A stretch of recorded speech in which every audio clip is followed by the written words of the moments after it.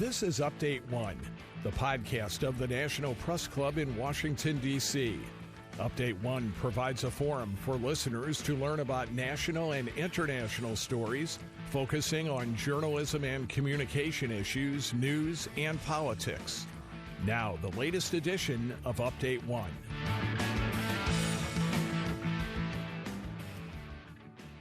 Hi, and welcome to Update One.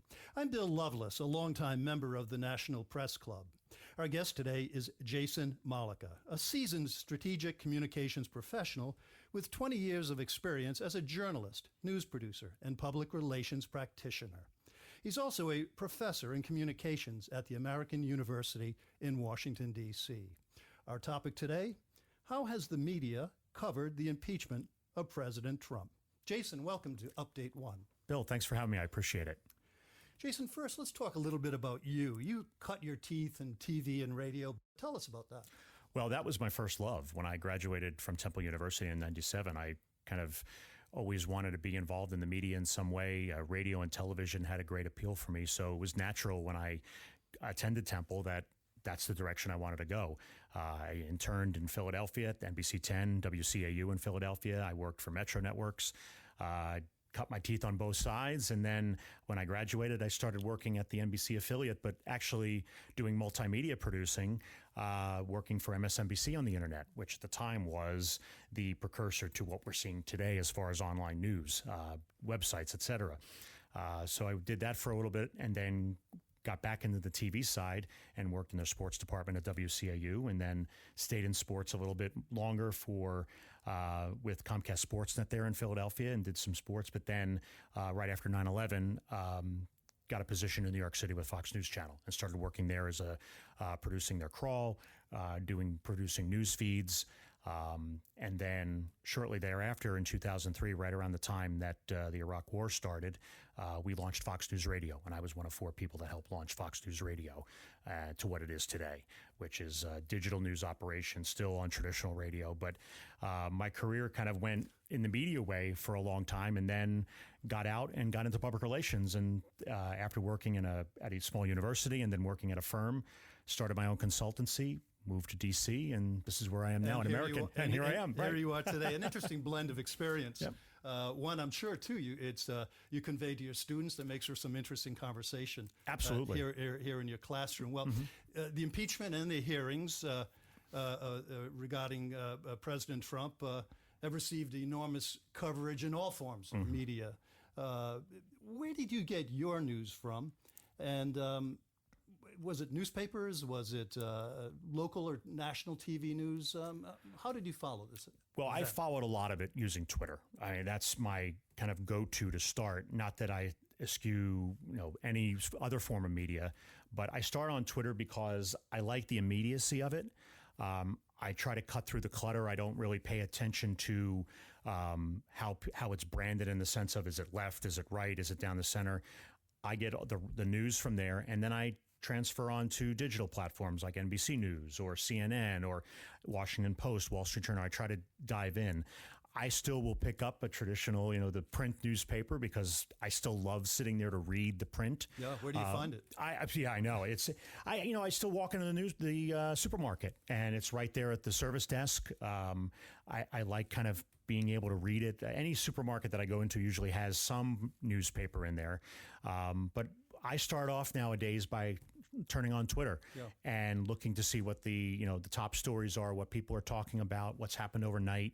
It kind of gets back to that news gathering that I had when I was working in television and working in news. It was getting as much information as possible and then kind of disseminating what's truth, what's spin, what really is just noise. Right. And that's how I learned and basically kind of kept up with all the impeachment process and kind of figured out, all right, what is the main point? What are the main points here?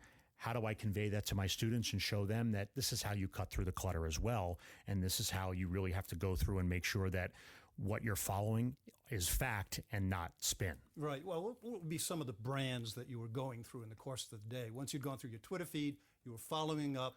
Where were you going to get a deeper read? I would go to Washington Post, New York Times, Wall Street Journal. I'd check out Time. I would go on to Vox. Pretty much anywhere that I could at least get a lot of the story. I even, honestly, I go to PolitiFact, and I'll go to Real Clear Politics just to kind of get the lay of the land on, what some of the surveys are like out there about the topic of impeachment. Like, how do the American people feel about it? Are they really invested in the coverage of the story? So that's where I try to get a big swath of land, so that way I can really make a educated and informed decision. One of the things that I've tried to make sure that I convey to my students is, if I make a snap decision on something in news, if I do that, it's a big mistake. We've seen that if people jump to a conclusion, it ends up being a mess. I had my old boss at Fox News Radio, Mitch Davis, once tell me, I would rather you be last and right than first and wrong. And that's never steered me wrong. I think many of us heard that from editors over the years. Yeah, and I tell that to my students all the time. They may get sick of hearing it, but I will use that as, to my dying breath, that will be my credo. I would rather be last and right than first and wrong. It's hard, though, to follow that these days, where the pace of the news and the 24-hour cycle it just sort of bears down on journalists, regardless of what they're covering. Yeah, I mean, the minute a journalist, whether it's a host like Jake Tapper, or it's a reporter that is relaying a story on what they're hearing from a source, someone on social media will call them a left-wing nut job or a right-wing terrorist, and I think those are the sort of things that don't obviously help a conversation. The media is constantly on the defensive. And it's a shame, because the media really, regardless of what you follow, I mean, you can believe that the HuffPost leans left, or the New York Times leans left, or the New York Post is more of it's a tabloid, so it's going to lean right, or because was a Murdoch entity, things along those lines. You still need to realize that they have a job to do. They're providing a service to us, to the people that aren't covering the news. And yes, it's disseminated more quickly today. Twitter is I don't want to say the fault of that, but it has helped accelerate wanting news yesterday, wanting the information 2 hours ago when we just got it. Right. And I think that's something where journalists are doing their very best to keep up with this freight train that's moving forward, and they've done a great job, I think. But in this day and age, if they don't kind of fall into line to what the American public, at least a section of the American public, believes that they should adhere to, they're automatically branded as, enemies. And I mean, it doesn't help that the President of the United States has sort of put them under the crosshairs as well. Right. So in your perusal of all this news, and my goodness, there's been so much of it on this topic, it's almost... it truly has had a 24-hour cycle of its own. What did you make of the coverage? I thought the coverage in itself was fair. I think no matter where you watched, you're going to get a different perspective. NBC is different than Fox News Channel. ABC is different than CNN, et cetera, so on and so forth. You'll get different coverage from the BBC that you would from, say, MSNBC. So I think overall it was good. It seemed at times to drone on. And I think in this day and age, the American people don't necessarily want to watch 8-9 hours of coverage of, the House and the Senate debating the issue. However, it was, and it still is an important time in American history. There's only been, a handful of instances where presidents have been impeached. I think the one thing that did bring pause for me was when we started to see comparisons to Watergate. And that worried me because, as you know, Watergate was a totally different animal, different time. There was not as much media. I think the charges in many ways were not that what happened with President Trump was not as serious, but you saw the way things played out and how it wasn't a quick fix or a quick, judge and jury with Watergate. It took time to play out. It just seems now as we look back in history that it was, the president resigned, it was Watergate. It was like, no, the president resigned. He chose to resign. He was being there was a force to push him to resign, but he eventually said, I'm going to resign the presidency effective noon tomorrow. With President Trump, it was more of a defiance. Everything was false. And so when we saw the coverage, you automatically had, I think in many ways, people had in the back of their mind, the Democrats have an agenda. at least from the perspective of those that were on the right. The Democrats have the agenda. The Republicans are protecting the president. We had all of this sort of loud noise going on. And I think eventually the American people were just like, look, it's important, but not as important as it should be for me to really get to the crux of the story. Like you said, the 24-hour news cycle is such where we get all of this information. What can I do? What can you do to summarize what went on today so I can make my own decision? Right. Again, I think the media in today's day and age, especially in this especially with impeachment, did the best job possible. But when you do have talking heads or you have opinion programs, you're going to get a mishmash of what is fact and what's the opinion of, say, a Sean Hannity or a Don Lemon, per se. You're going to need different perspectives. So I think that plays into how people view and how even I view what went on during the impeachment hearings. Right. Well, I'm of an age where I can remember the Watergate hearings, and it seemed as though at the time we were saturated. It was all broadcast on TV. It was the first time in our lives, or my life anyway, at that time, that I could recall such coverage of an event. And we were all glued to the TVs to the extent we could be. But the difference was that there wasn't a bombardment, or it's probably not the best choice of words, but there wasn't just this, enormous amount of news being broadcast in so many other outlets on the very topic. It wasn't being talked about 24 hours a day, and you could always sort of watch it and then sort of catch up in the morning, or to get the perspective in the morning from your morning newspaper, or maybe the next day even in your evening newspaper. That's right. Back in that time.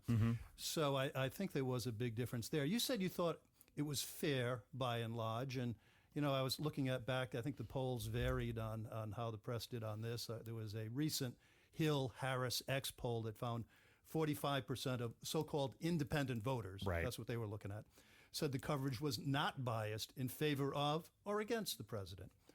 40% thought it was biased against him, and 14% it was biased in his favor. So there was a perception out there of some bias right, in terms of the way they treated this. And I think in many ways, too, the bias being there is sort of, I think in many ways, is well known today. I think the way things play out, we automatically assume, and we hear this from other outlets, people that are on Twitter or Facebook, and think about it too. We're being, if depending on where you're getting your news, and even if you're getting it from multiple outlets during the impeachment hearings, you could watch different networks on Twitter.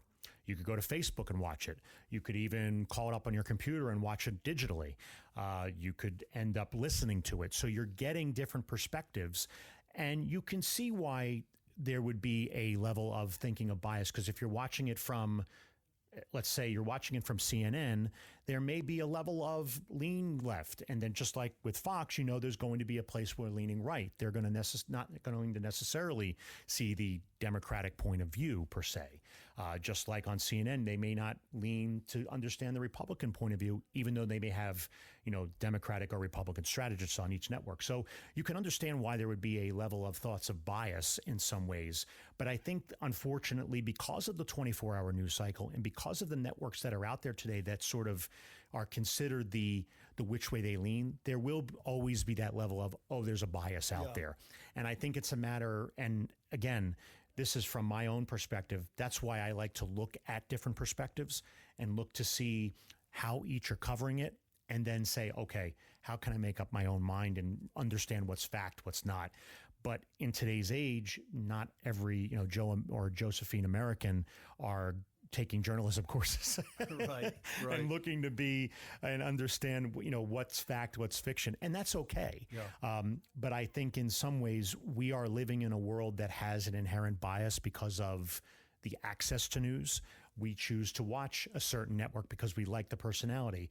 Well, they may decide that, or they may have people on the network that think one way, and that's the opinion you're getting in their opinion programming, as if during the day you may not have opinion, you may have certain opinions, but you're getting more of a straightforward news shot. Right. And I think that's where the blurring of the line is. I think we see the primetime programming in cable news as the opinion shows, as the ones where, that's where I'm getting my facts, when they're opinion shows. They've been opinion shows for a long time now at those hours. Right. But the American people, and this isn't to say the American people aren't intelligent, it's just we're not looking at news as 6 to 6:30. Then the nightly news from 6:30 to 7, it's continuous. So it all blurs together now. Right. And people are getting, by and large, they get their news from either online or from TV or from someplace other than the newspaper, where perhaps you would spend more time reading an article, a 1,500-word article, breaking down and explaining something. It takes time, and people's attention spans, I think, are much different today than they might have been in the past. So it becomes that much more important to consider what's available online, what's available on screens of various sorts. What do you hear from your students on this? You talk about this in class? Absolutely. And what kind of class are we talking about? Well, I teach a 300-level public relations course. It's basically the intro to public relations. It's called COM 301. I teach a digital and social media strategic analytics class, which we're looking at how conversations are held and what they mean to brands, but also political campaigns, news organizations. I teach a communications and society course where we talk about how to listen and, through nonverbal communications and, how stories lean. So we get the gamut of not only from my background from news, but also doing public relations as well. We talk about it a lot. We talk about not just impeachment, but politics in general. There are students that aren't necessarily political junkies, but there are a great number of them that enjoy talking about this because this does impact their futures. It impacts yours and mine, but our students much more so. So for example, in my digital and social analytics class, we talk about, we'll look at Google Trends and see how a recent debate or a recent topic was searched, and to see, all right, what was the top one at a certain point in time? All right, then let's look on social media to see, can we equate to what was trending on Google to what's going on Twitter?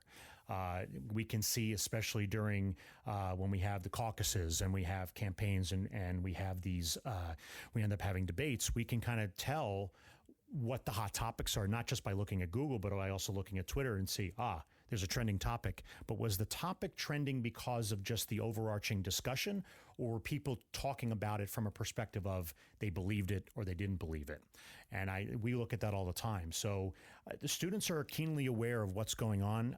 They're, at least from my perspective and talking to other professors as well, there is an interest in talking about this all the time because it impacts us, not just because we're here in D.C., but because when they move on from American University in this program, they're going to see what happens in this election impact their lives 5, 6, 7, 8 years down the road. So it's a great conversation to have. The students are very in tune with what's going on. Yeah. It's no longer the days where it's just, it's going on, and they're so they were paying attention to this. Very much so. And they come in and they talk about it? I mean, they tell you what they had been reading or watching or listening to? Oh, yeah.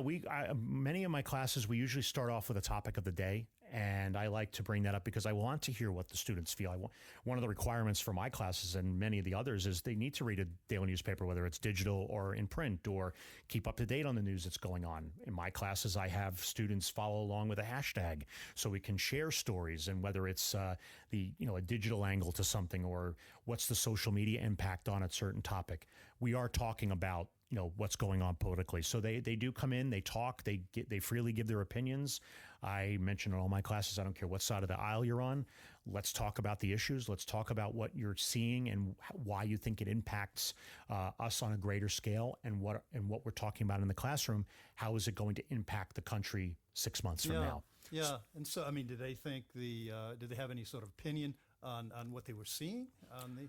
They'll make as far as they'll talk about what they thought about a debate, or they'll sometimes they'll even say after a while the debate just got it was just back and forth, I couldn't even follow what was going on. You're talking impeachment here. Exactly, right.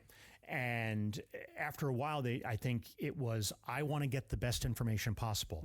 And there's some that when we talk about topics in class, how do you feel about the impeachment? And students will say, it drones on. I can't continue to keep up with it. It's not that I'm not interested, but it's like it gets to the point where I can't watch 8 hours of coverage because I have class to go to, or I have an internship.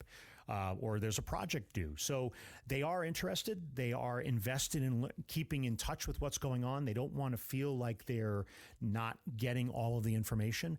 And I think that lends to, in my opinion, a bright future for the country, because regardless of the side of the aisle you're on, I've had a number of students say in my classes how they want to see the partisanship gone. They want to see more being together. They want to see bipartisan behaviors. They want to see more agreement and working together instead of the separation of the aisles. Yeah, you're encouraged by what you hear from your students. I am, yeah, and it's nice because, I think you can easily go on, whether it be the news and the newspaper or hop on social media and feel like things are negative. Everything, everything's going to hell in a handbasket per se.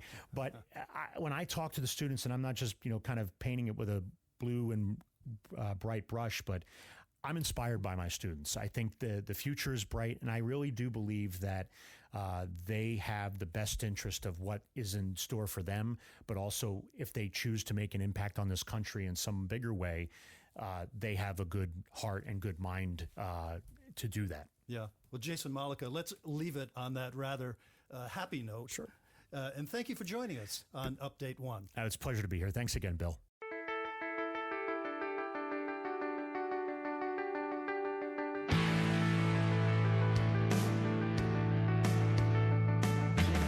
Update 1 is a production of the National Press Club's Broadcast Podcast Committee. You can comment on this podcast or any episode of Update 1 by sending an email to update1podcast, that's update the number 1 podcast @gmail.com. Thanks for listening to Update 1.